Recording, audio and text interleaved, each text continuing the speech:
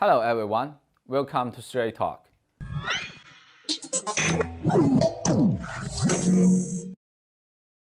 Since the outbreak of the Russia-Ukraine conflict, the post-pandemic global economy has become more fragile. The WTO revised its forecast for this year's global trade growth to 3% from 4.7% in April. What challenges does Europe and China face? Will Sino-EU relations change?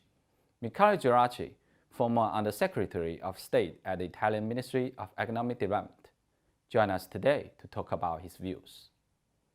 Hello, Professor. Welcome to the show. Very nice to meet you. Nice to meet you. Thank you very much. What words would you use to summarize China's economic performance over the past decade? It's been strong, solid, and it has also shifted the gear from very, very high growth and maybe unbalanced. In the last 10 years, I have seen a lower growth, but of a better quality. A better quality? Could you specify that? Yes, we have seen, for example, GDP going up, but not so much as the 9-10% of decades before. But we have also seen disparities, for example, between urban and rural residents to begin to narrow again. So that means that China maintains a healthy gap to continue to be having migrants seeing benefit from moving to rural areas to urban areas, but not so big to create social unrest. We also seen China investment a lot in technology. In my 10 years in China, I've seen the development of high-speed rail that has changed completely the way people live and even think and behave in China, because this gives access to locations in a way that was not possible before. What were the decisive factors for China's fast growth in the last 10 years? Migration. Every time we have a migrant moving from the countryside to the city, his income grows by 3 times. That's one key element. The second element has been investment, because China remains the country in the world with the highest ratio of investment to GDP. Italy was the first G7 country to join China's Belt and Road Initiative in 2019. Why did you choose to promote the agreement at that time? Because I do think that China is an important economic partner, without which the economies of Europe will suffer. So in the interest of my country, I did have Italy join the Belt and Road, because we want to trade more with China. We want to have a more reciprocal investment.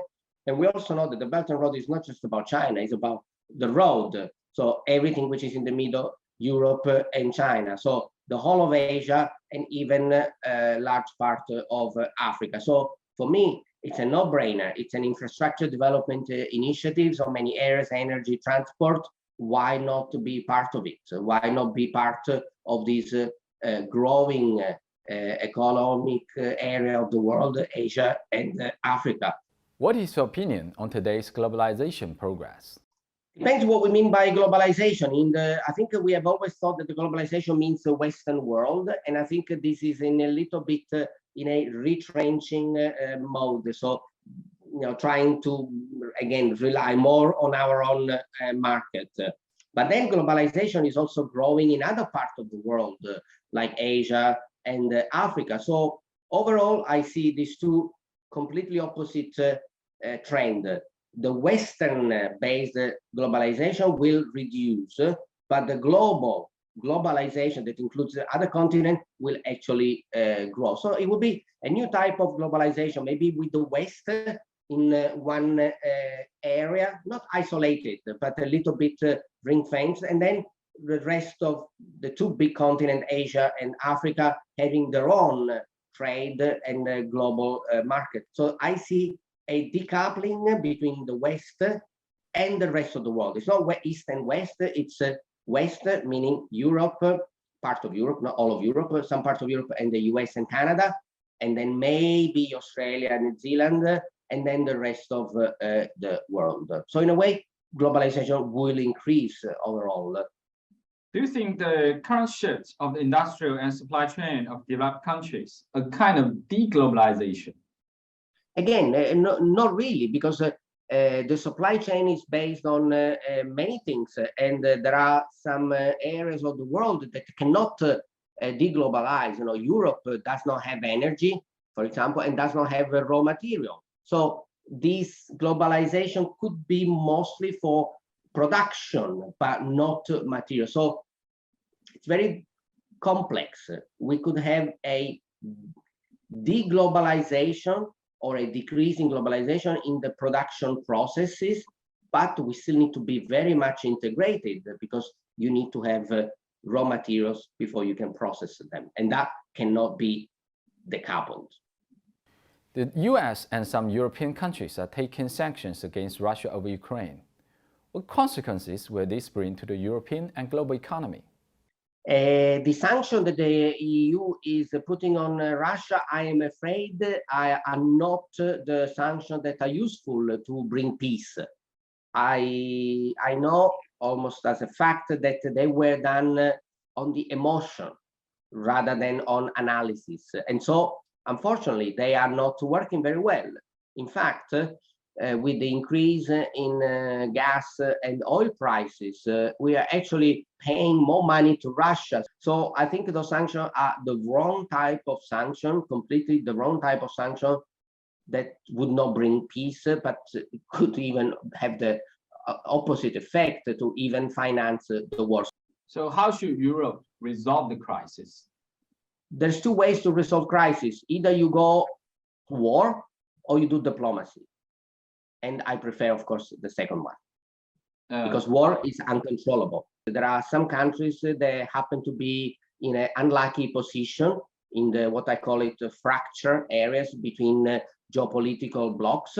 And this is the case of the eastern part of Ukraine. It's not unique. There are many countries in the world that need to balance the demand of the one side and the other side. It's like we in Europe are allied of the United States, like other countries have, let's say, a grandfather that in a way influences the policy. We have to be honest, countries are not independent. Not all countries are independent. The smaller countries, especially those that find themselves in those areas, they cannot choose 100% their policy. They are influenced by stronger geopolitical powers. So we need to find a solution that recognizes the fact that Russia needs to have needs to protect its own interest, military and territorial integrity, which Putin thinks is at risk, while the rest of Europe needs to have their own territorial integrity. It's not easy,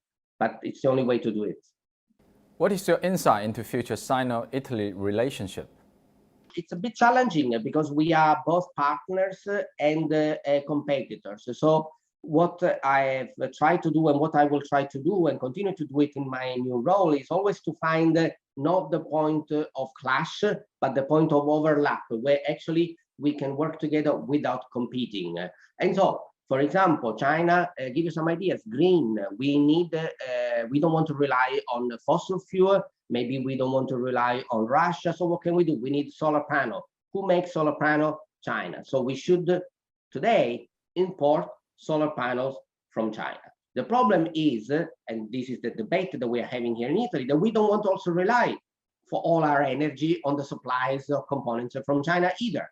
So there's always a trade-off between buying goods from abroad and relying entirely on that specific supplier. So diversification is the key, but we need to start. And this is an area where I see China and Italy, it's a win-win for both to do cooperation on this sector, solar panel and develop green energy. Other areas could be the development of infrastructure. So I think now with this energy crisis, development of ports is another big area that China has, of course, lots of experience. Italy has the geography, and we have ports. We are in the center of the Mediterranean, so that's both a geographic, strategic asset that we have. But you know, we also need the cooperation from other countries and other companies to do investment, because it's not just the investment of ports. It's also we need to attract the traffic that goes into those ports, And where do the containers leave from? They leave from China and from the rest of Asia. So we want to develop ports so that we become, let's say, one of the main landing points in Europe of goods inside containers coming from Asia. What is your outlook for China's future development? What I said before, lower GDP, but of a better quality, more social development, more inclusion, little by little, for example, expansion of credit to small, medium enterprises. China has done a lot of this, but a lot needs to be done for the inclusion of the lower end.